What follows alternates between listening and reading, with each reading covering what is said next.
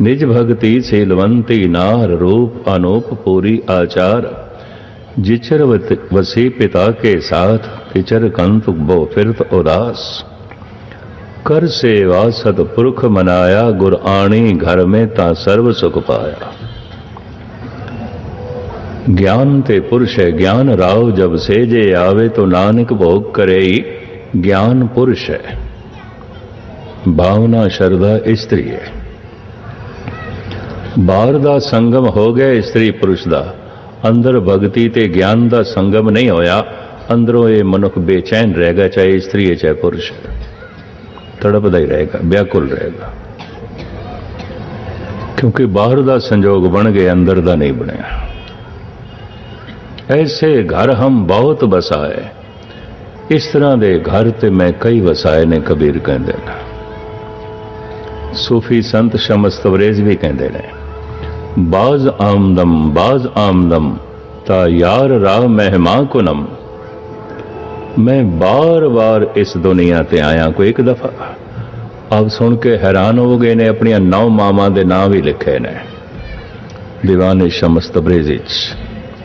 इसे आधार ते मुल्तान दे नवाब ने इदी पुठी खल ला के इनू शहीद किया क्योंकि इस्लाम दे बार बार जन्म नहीं मनते।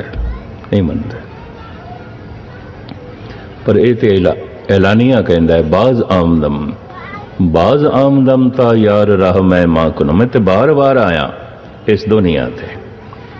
कबीर कहते ऐसे घर हम बहुत बसा इस तरह दे घर में कई वसाए ने। कईयां दा पिता बनया कईयां दा पुत्र बनया कईयां दा भरा बनया कईयां दा पति कईयां दी मां बनया कईयां दी भैन बनया कईयां दी पत्नी कईयां दी बच्ची।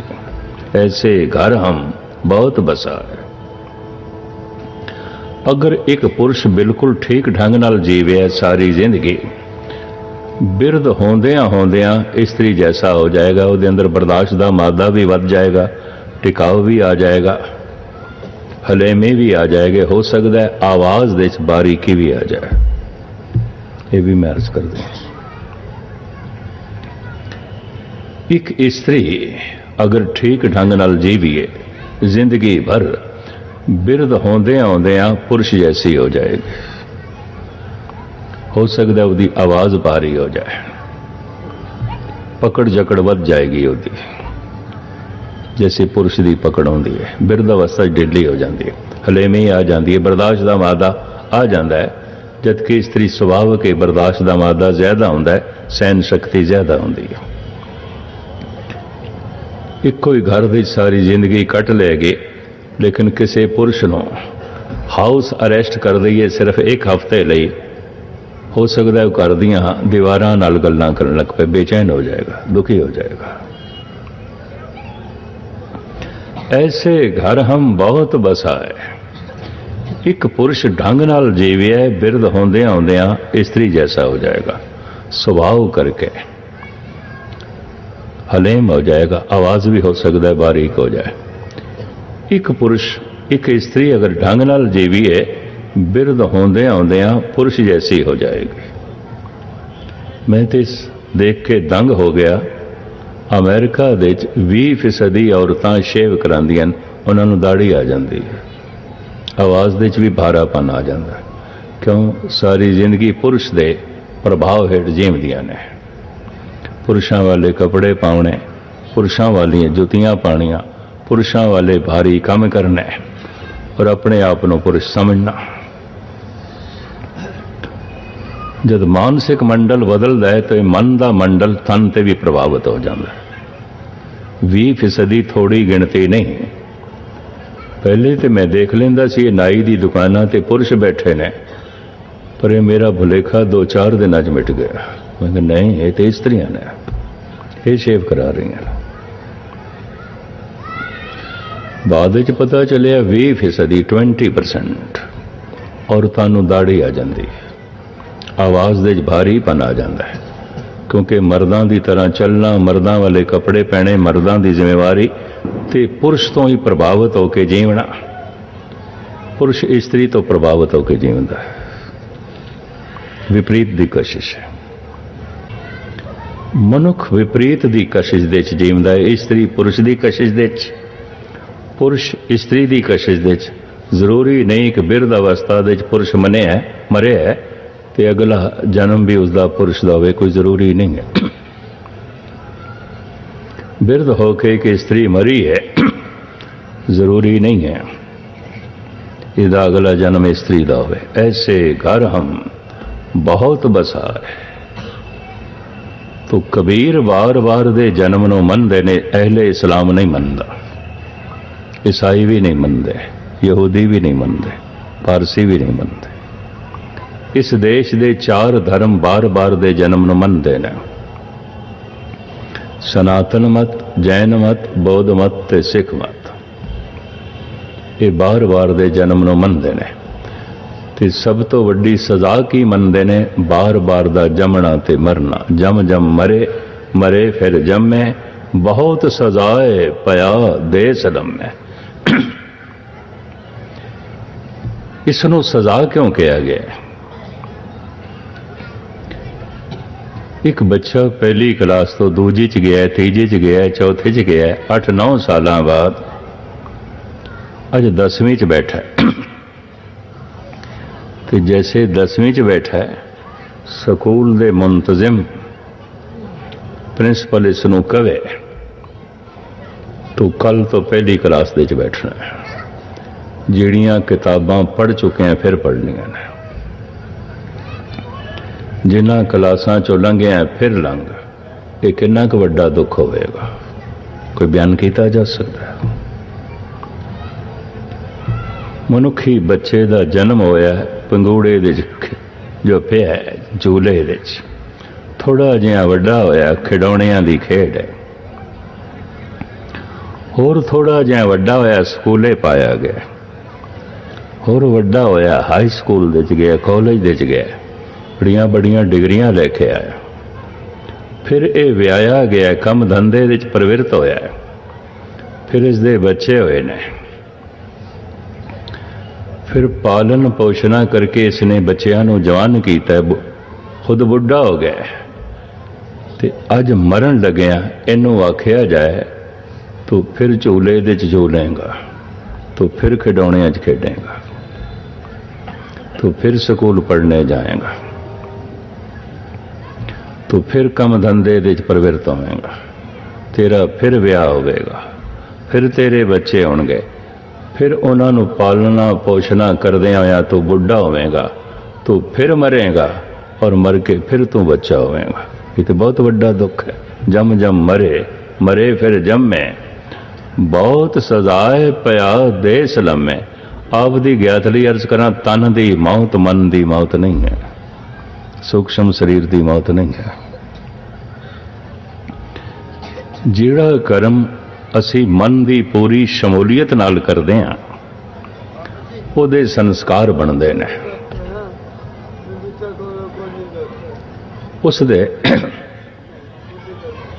ਸੰਸਕਾਰ ਬਣਦੇ ਨੇ, ਦੂਸਰੇ ਦੇ ਸੰਸਕਾਰ ਨਹੀਂ ਬਣਦੇ।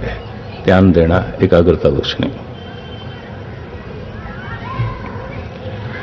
ਜਿਸ ਕਰਮ ਦੇ ਵਿੱਚ ਮਨ ਪੂਰਾ ਨਹੀਂ ਹੈ, ਸਰੀਰ ਕਰ ਰਿਹਾ, ਉਹਨੂੰ ਕਰਮ ਕਾਂਡ ਕਹਿ ਰਹੇ ਨੇ। ਕਰਮ ਕਾਂਡ ਉਹਦੀ ਅੰਦਰ ਛਾਪ ਨਹੀਂ ਬਣੇਗੀ, ਉਹ ਲਿਖਿਆ ਨਹੀਂ ਜਾਏਗਾ, ਅੰਦਰ ਸੰਸਕਾਰ ਨਹੀਂ ਬਣਨਗੇ, ਕਿਉਂਕਿ ਉਹਦੇ ਚ ਮਨ ਪੂਰਾ ਹੈ ਹੀ ਨਹੀਂ ਸੀ। ਜਿਸ ਕਰਮ ਦੇ ਚ ਮਨ ਪੂਰਾ ਨਾ ਹੋਵੇ, ਅੰਦਰ ਛਾਪ ਨਹੀਂ ਬਣਦੀ। ਗੁਰੂ ਤੇਗ ਬਹਾਦਰ ਸਾਹਿਬ ਦੇ ਸਾਰੇ ਸ਼ਬਦ ਮਨ ਨੂੰ ਮੁਖਾਤਬ, ਮਨ ਨੂੰ ਸਾਹਮਣੇ ਤੱਕ ਕੇ ਸਤਿਗੁਰ ਸਾਰੇ ਬਚਨ ਉਚਾਰਨ ਕਰਦੇ ਨੇ। ਮਾਈ ਮਨ ਮੇਰੋ ਬਸਨਾ, ਮਾਈ ਧਨ ਪਾਇਓ ਹਰਨਾ, ਮਨ ਮੇਰੋ ਧਾਵਨ ਤੇ ਛੁਟਕਿਓ ਕਰ ਬੈਠਿਓ ਬਿਸਰਾਮ। ਫਿਰ ਕਹਿੰਦੇ ਨੇ, ਮਨ ਕਹਾਂ ਵਿਸਾਰਿਓ ਰਾਮ ਨਾਮ, ਮਨ ਖੁਟ ਹਰ ਤੇਰਾ ਨਹੀਂ ਵਿਸਾਸ। ਧਰਮ ਦੀ ਸਾਰੀ ਸਾਧਨਾ ਮਨ ਦੀ ਸਾਧਨਾ, ਤਨ ਦੀ ਸਾਧਨਾ ਨਹੀਂ ਹੈ। ਤਨ ਤੇ ਇੱਥੇ ਮਿੱਟੀ 'ਚ ਮਿੱਟੀ ਹੋ ਜਾਂਦਾ ਹੈ, ਤਨ ਤੇ ਇੱਥੇ ਹੀ ਖਾਕ ਦੇ 'ਚ ਖਾਕ ਹੋ ਜਾਂਦਾ ਹੈ। ਤਨ ਦੀ ਮੌਤ ਮਨ ਦੀ ਮੌਤ ਨਹੀਂ ਹੈ। ਤਨ ਦੇ 'ਚ ਖੂਨ ਚੱਲਦਾ ਹੈ, ਮਨ ਦੇ 'ਚ ਹੰਕਾਰ ਚੱਲਦਾ ਹੈ। ਤਨ ਦੇ 'ਚ ਸਵਾਸ ਚੱਲਦੇ ਨੇ, ਮਨ ਦੇ 'ਚ ਲੋਭ ਚੱਲਦਾ ਹੈ। ਤਨ ਦੇ ਅੰਦਰ ਬਾਰ-ਬਾਰ ਖੂਨ ਗਰਦਿਸ਼ ਕਰਦਾ ਹੈ, ਮਨ ਦੇ ਅੰਦਰ ਬਾਰ-ਬਾਰ ਕਾਮ ਵਾਸ਼ਨਾ ਗਰਦਿਸ਼ ਕਰਦੀ ਹੈ। ਹੋਰ ਮਨ ਕੀ ਹੈ? ਛੋਟੇ ਰੂਪ ਵਿੱਚ ਕਹਿੰਦੇ ਨੇ ਮਨ ਹੰਕਾਰ ਹੈ, ਲੋਭ ਹੈ, ਕਾਮ ਹੈ। ਹੋਰ ਕੀ ਹੈ? ਵਿਚਾਰਾਂ 'ਚ ਕੀ ਚੱਲਦਾ ਹੈ? ਮਨੁੱਖ ਜੋ ਕੁਝ ਦਿਖਾਈ ਦੇ ਰਿਹਾ ਹੈ, ਮਨੁੱਖ ਇਹ ਨਹੀਂ ਹੈ। ਮਨੁੱਖ ਉਹੀ ਕੁਛ ਹੈ ਜੋ ਇਹਦੇ ਵਿਚਾਰ ਨੇ, ਜੋ ਇਹਦੀ ਸੋਚਣੀ ਹੈ, ਜੋ ਇਹਦਾ ਚਿੰਤਨ ਹੈ। ਤੋ ਚਿੰਤਨ ਦੇ 'ਚ ਕੀ ਹੈ? ਯਾਦਾਂ ਦੇ 'ਚ ਕੀ ਹੈ? ਵਿਚਾਰਾਂ ਦੇ 'ਚ ਕੀ ਹੈ? ਸੋਚਣੀ ਦੇ 'ਚ ਕੀ ਹੈ? तमाम धार्मिक अवतारी पुरुष कहते हैं हंकार है, लोभ है, काम है, और कुछ भी नहीं है। जिहड़ा हंकार की पूर्ति दे सहायक हो जाता है, उसते मोह आ जाता है। जिहड़ा रुकावट खड़ी कर देंदा, उसते क्रोध आ जाता है। जिहड़ा लोभ की पूर्ति दे सहायक हो जाता है, उसते मोह आ जाता है। जिहड़ा रुकावट खड़ी कर देंदा, उसते क्रोध आ जाता है। जिहड़ा काम पूर्ति दे सहायक हो जाता है, वह प्यारा लगता है, उसते मोह आ जाता है। जिहड़ा रुकावट खड़ी कर देंदा, उसते क्रोध आ जाता है। क्रोध ते मोह हर वक्त नहीं आउंदा, विचारां दे च हर वक्त हंकार आउंदा है, लोभ आउंदा है, काम आउंदा है। तन दे च श्वास चलदे ने, मन दे च हंकार चलदा है। तन दी मौत हंकार दी मौत नहीं है, क्योंकि हंकार ते मन दे च है, मन नहीं मरदा। तन दी मौत काम दी मौत नहीं है, वासना दी मौत नहीं है, क्योंकि उते मन दे चलदी विचारां दे रूप विच। तन बिरध हो जाता है, मन बिरध नहीं आउंदा। तन बुढ़ा हो जाता है, कमज़ोर हो जाता है, हंकार बुढ़ा नहीं आउंदा, कमज़ोर नहीं आउंदा। तन बिरध हो जाता है, बुढ़ा हो जाता है, कमज़ोर हो जाता है, लोभ बुढ़ा नहीं आउंदा, कमज़ोर नहीं आउंदा। तन बिरध हो जाता है, कमज़ोर हो जाता है, वासना बिरध नहीं आउंदी, कमज़ोर नहीं आउंदी। बुढ़े तन दे अंदर भी जवान वासना आउंदी है, बिरध तन दे अंदर भी जवान हंकार आउंदा है। बुढ़े शरीर दे अंदर भी जवान लोभ आउंदा है, बड़ा शक्तिशाली लोभ आउंदा है। ये फिर अगला जन्म करा देंदा है। भाई साहब भाई गुरदास जी कहते ने, जुग जुग मेर शरीर का वासना बद्धा आवे जा। इस वासना करके बार बार मेरा जन्म ते मरण चलता रहा। फिर गुरु नानक देव जी महाराज कहते, हौं में ए हा जात है, हौं में कर्म कमाए, हौं में ए ही बंधना फिर जौनी। तन दी मौत हंकार दी हौमे दी मौत नहीं, ये अगला जन्म फिर करा देंगे। मन दी मौत हंकार दी मौत, मन दी मौत लोभ दी मौत, मन दी मौत वासना दी मौत। तन मर के खाक हो जाता है, मन मर के जोत हो जाता है। बड़े ध्यान नाल सुनना। तन मर के राख हो जाता है, खाक हो जाता है, मन मर के नूर हो जाता है। धन गुरु अमरदास जी महाराज फरमान करते ने, मन मरे धात मर जाए। मन मरदा है ते हंकार मरदा है, उंज नहीं मरदा। मन मरदा है ते लोभ मरदा है, उंज नहीं मरदा। किसी कीमत ते भी मनुख नहीं मार सकता। इस वास्ते यूरोप के बेशुमार नास्तिक ऐसा कहते ने, जिन्हों जितिया नहीं जा सकता, मारिया नहीं जा सकता, उहदे नाल संघर्ष करके अपना समा एवें बर्बाद करना। हंकार नहीं मारिया जा सकता, लोभ नहीं मारिया जा सकता, काम नहीं मारिया जा सकता। इहदे च जीवना पेगा। इस वास्ते इन्हां नाल संघर्ष करने की लोड़ नहीं। फ्राइड ते कहंदा हुंदा सी, भारत दे सारे संत गलत शिक्षा देंदे ने संघर्ष करने दी। इन्हां पंजां नाल जिन्हों जीत ही नहीं सकते, उन्हां नाल संघर्ष करने का की मतलब है? जिन्हों जीत ही नहीं सकते, समा बर्बाद करने का, शक्ति बर्बाद करने का मतलब की है?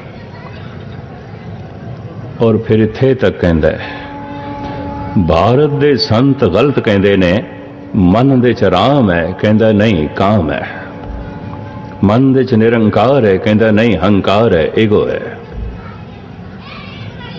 मन दे च दैवी गुण ने, सबर संतोख है, कतई नहीं, कहता लोभ है। कहता मैं पड़चोल करके देख लिया, यही कुछ है। मन दे च यही कुछ है, और हर एक दे मन दे च यही कुछ है। ਸੀਮਾ ਤੋਂ ਹੰਕਾਰ ਵੱਧ ਜਾਂਦਾ ਹੈ, ਸੀਮਾ ਤੋਂ ਜਦ ਲੋਭ ਵੱਧ ਜਾਂਦਾ ਹੈ, ਸੀਮਾ ਤੋਂ ਜਦ ਕਾਮ ਵੱਧ ਜਾਂਦਾ ਹੈ, ਮਨੁੱਖ ਆਪਣਾ ਸੰਤੁਲਨ ਬੈਲੈਂਸ ਵਿਗਾੜ ਬੈਠਦਾ ਹੈ, ਭ੍ਰਸ਼ਟ ਹੋ ਜਾਂਦਾ ਹੈ। ਕੋਈ ਲੋਭ ਕਰਕੇ ਭ੍ਰਸ਼ਟ ਹੋ ਜਾਂਦਾ ਹੈ, ਕੋਈ ਕਾਮ ਕਰਕੇ ਭ੍ਰਸ਼ਟ ਹੋ ਜਾਂਦਾ ਹੈ, ਕੋਈ ਹੰਕਾਰ ਕਰਕੇ। ਜਿਨ੍ਹਾਂ ਦਾ ਅਸੀਮ ਹੰਕਾਰ ਲੋਭ ਕਾਮ ਮਾਨਸਿਕ ਸੰਤੁਲਨ ਵਿਗਾੜ ਦਿੰਦਾ ਸੀ, ਇਹ ਪਾਗਲਾਂ ਦਾ ਇਲਾਜ ਕਰਦਾ ਸੀ। ਬਹੁਤ ਵੱਡਾ ਡਾਕਟਰ ਸੀ, ਮਨੋਚਿੰਤਕ ਸੀ, ਔਰ ਕਹਿੰਦਾ ਪਾਗਲ ਉਦੋਂ ਮਨੁੱਖ ਹੁੰਦਾ ਜਦ ਮਨੁੱਖ ਦਾ ਹੰਕਾਰ ਸੀਮਾ ਤੋਂ ਅੱਗੇ ਚਲਾ ਜਾਏ, ਲੋਭ ਸੀਮਾ ਤੋਂ ਅੱਗੇ ਚਲਾ ਜਾਏ, ਕਾਮ ਸੀਮਾ ਤੋਂ ਅੱਗੇ ਚਲਾ ਜਾਏ। ਵੱਧ ਤੋਂ ਵੱਧ ਇਹਨੂੰ ਸੀਮਾ ਵਿੱਚ ਰੱਖਿਆ ਜਾ ਸਕਦਾ ਹੈ, ਇਹਨੂੰ ਖਤਮ ਨਹੀਂ ਕੀਤਾ ਜਾ ਸਕਦਾ। ਇਤਨਾ ਮੰਨਦਾ ਹੈ, ਇਤਨਾ ਤਸਲੀਮ ਕਰਦਾ ਹੈ। ਲੇਕਿਨ ਗੁਰਬਾਣੀ ਕਹਿੰਦੀ ਹੈ ਮਨ ਨੂੰ ਮਾਰਿਆ ਜਾ ਸਕਦਾ ਹੈ, ਔਰ ਜਦ ਮਨ ਮਰ ਜਾਏ ਤਾਂ ਹੰਕਾਰ ਆਪੇ ਹੀ ਮਰ ਗਿਆ। मन मर जाए तो लोभ आपे ही मर गया, मन मर गया तो वासना तो आपे ही मर गई। मन मरे धात मर जाए, बिन मन मुए कैसे हर पाए। पर एक निराली खेड है, तन मर के खाक होंदा है, राख होंदा है, मन मर के महानूर हो जाता है, चानण हो जाता है। तन मर के मिट्टी च मिट्टी हो जाता है, मन मर के जोत दे च जोत हो जाता है। इसे नूं कहंदे ने जीवन यात्रा सफल हो गई। सूरज किरण मिले जल का जल हुआ राम, ज्योति ज्योत रली संपूर्ण थिया राम। तन मिट्टी दे च मिट्टी होवे, इस तो पहले मन जोत दे च जोत हो जाए, यात्रा सफल हो गई। सफल सफल भई सफल यात्रा, आमण जान रहे मिले सादा। जीवन यात्रा सफल हो जाती है कदों? तन मिट्टी च मिट्टी होवे, उस तो पहले मन जोत दे च जोत हो जाए, नूर दे च नूर हो जाए। ज्योति ज्योत रली संपूर्ण थिया, यात्रा संपूर्ण हो गई। यकीन जानो मनुख जमदा अधूरा है, जीवदा अधूरा है, मरदा भी अधूरा है। ये गल वखरी है, मरण तो बाद हर बंदे मोर लांदे ने फलाना पूरा हो गया, फलाना पूरा हो गया, फलाना पूरा हो गया। खाक पूरा होया, मरे है फलाना, कोई पूरा नहीं होया। पूरा तो वो होंदा है मिट्टी च मिट्टी होवे, इस तो पहले जोत जोत दे च रल जाए। तन खाक दे च खाक होवे, उस तो पहले मन नूर दे च नूर हो जाए। तन शमशान घाट तक पहुंचे, उस तो पहले मन भगवान दे घाट पहुंच जाए, यात्रा सफल, वो पूरा हो गया। तन शमशान घाट ते पहुंच जाता है, मन भगवान दे घाट पहुंचता है। तन कबर तक पहुंच जाता है, मन खुदा तक पहुंचता नहीं। ते तन दा घर ते कबर ही है। ये ठीक है, अपने घर चला जाता है, किसी का भी तन भटकता नहीं। सारियां दे तन रोज रोज किधर जा रहे हैं? गुस्ताखी माफ, बार बार माफ कर देना। सारियां दे तन शमशान की तरफ जा रहे हैं, और किधरे भी नहीं जा रहे, किधरे भी नहीं जा रहे। मनुख रोज रोज वड्डा नहीं हो रहा, रोज रोज छोटा हो रहा है। चलो किसी ने 100 साल जीवना है, तो अज का एक दिन लंघ गया, एक दिन घट गया कि वध गया? गुरु तेग बहादुर साहब जी महाराज कहते ने, छिन छिन औद बिहात है, फूटे घट ज्यों पाने। ये तो टुटे घड़े च जिवें एक एक बूंद पानी दी निकल रही है, तो पानी वध रहा है कि घट रहा है? रोज रोज जीवन छोटा हो रहा है। जननी जानत है सुत बड़ा होत है, कबीर। जननी जानत है सुत बड़ा होत है, इतनक न जाने जे दिन दिन औद घटत है। मनुख ते घट रहा है रो रोज। मां कहती है मेरा पुत एक दिन वड्डा हो गया है, कबीर कहते मैथों पुछ एक दिन छोटा हो गया। किहड़े चक्रां च पईआं? एक दिन छोटा हो गया। जननी जानत है सुत बड़ा होत है, इतनक न जाने जे दिन दिन औद घटत है। मनुख घट रहा है, रोज रोज मनुख छोटा हो रहा है। हो सकता है इसका परिवार वड्डा हो रहा होवे, मनुख छोटा हो रहा है। हो सकता है इसका कारोबार वड्डा हो रहा होवे, मनुख छोटा हो रहा है। हो सकता है इसदियां महल माड़ियां वड्डियां हो रही होन, ये छोटा हो रहा है। हो सकता है इसकी प्रभुता महान होंदी होवे, वड्डी होंदी जा रही होवे, ਮਨੁੱਖ ਰੋਜ਼ ਰੋਜ਼ ਛੋਟਾ ਹੁੰਦਾ ਹੈ। ਪਰਿਵਾਰ ਵਧ ਰਿਹਾ, ਕਾਰੋਬਾਰ ਵਧ ਰਿਹਾ, ਮਹਿਲ ਮਾੜੀਆਂ ਵਧ ਰਹੀਆਂ ਨੇ, ਇਹ ਰੱਬ ਨੂੰ ਯਾਦ ਨਹੀਂ ਕਰਨ ਦੇਣਗੀਆਂ। ਪ੍ਰਭੂ ਦੇ ਮਾਰਗ ਤੇ ਮਨੁੱਖ ਨਹੀਂ ਚੱਲ ਸਕਦਾ। ਕਿਸ ਤਰ੍ਹਾਂ ਚਲੇਗਾ? ਜਿਸ ਦਿਨ ਆਪਣਾ ਛੋਟਾ ਹੋਣਾ ਦਿਖਾਈ ਦੇਵੇ। ਛੋਟਾ ਹੋ ਰਿਹਾ ਤੇ ਸਿਰਫ ਛੋਟਾ ਹੋਣਾ ਹੀ ਨਹੀਂ, ਆਪਣਾ ਮਿਟਣਾ ਦਿਖਾਈ ਦੇਵੇ। ਮਿਟ ਜਾਵਾਂਗਾ, ਮਿਟ ਜਾਵਾਂਗਾ। ਬੜੇ ਧਿਆਨ ਨਾਲ ਸੁਣਨਾ। ਤੁਹਾਡੇ ਨਿਕਟ ਰਾਏਪੁਰ ਵਿੱਚ स्वामी विवेकानंद ते किसी तर्कशील नौजवान ने एक प्रश्न कर दिता सी, स्वामी जी क्या मनुष्य लई ब्लाइंड फेथ की आवश्यकता है? अंधविश्वास की लोड़ है? विवेकानंद बड़े सियाणे पुरुष सन, बहुत सूझवान। एकदम समझ गए ये नौजवान कित्थों बोल रहे हैं और क्यों प्रश्न कर रहे हैं। स्वामी जी क्या मनुख लई ब्लाइंड फेथ की आवश्यकता है?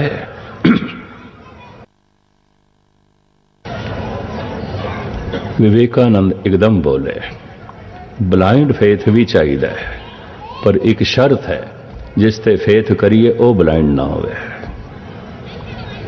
अंधविश्वास भी चाहिए, जिस ते विश्वास करिए वो अंधा ना। हुण दूजा नुकता ध्यान नाल सुनना। थोड़े विच कोई ध्यान साधना करते होणगे, उन्हां दी गल है, दूजे तीजियां दी नहीं। परमात्मा दे ज्ञान करके कोई मनुख परमात्मा दे मार्ग ते नहीं चलता। क्यों? परमात्मा ते परमात्मा दा ज्ञान दोवें इकट्ठे मिलते हैं, अगे पिछे नहीं मिलते। ब्रह्म ते ब्रह्म दा ज्ञान दोवें इकट्ठे ही प्रगट होंदे ने। जैसे कोई ये आखे बड़ी धुप निकली है, बड़ा चानना है, पर कमाल दी गल सूरज ते निकले ही नहीं। ये किस तरह हो सकता है? ये किवें हो सकता है? जे धुप है, इतना चानना है, तो सूरज उदय होया है। ते कोई मनुख ये आखे सूरज ते मेरे सिर ते है, पर कमाल दी गल चानना तो है ही कोई नहीं, धुप तो है कोई नहीं। ये किस तरह हो सकता है? सूरज है तो चानना है, चानना है तो सूरज है, ब्रह्म है तो ज्ञान है, ज्ञान है तो ब्रह्म है, दोवें इकट्ठे प्रगट होंदे ने। रोशनी ते सूरज दोवें इकट्ठे प्रगट होंदे ने। चानना ते सूर्य दोवें इकट्ठे प्रगट होंदे ने। ज्ञान ते भगवान दोवें इकट्ठे प्रगट होंदे ने। इस वास्ते परमात्मा दे ज्ञान करके कोई परमात्मा दे मार्ग ते नहीं चलता। तो फिर किस तरह चलता है? प्रेरणा किस तो मिलती है? अपने अंत तो, मौत तो। पहला मरण कबूल, छड़ रब दी गल बाद विच। पहला मरण कबूल, जीवन की छड़ आस, होए सबन की रेन का, तो आओ हमारे पास।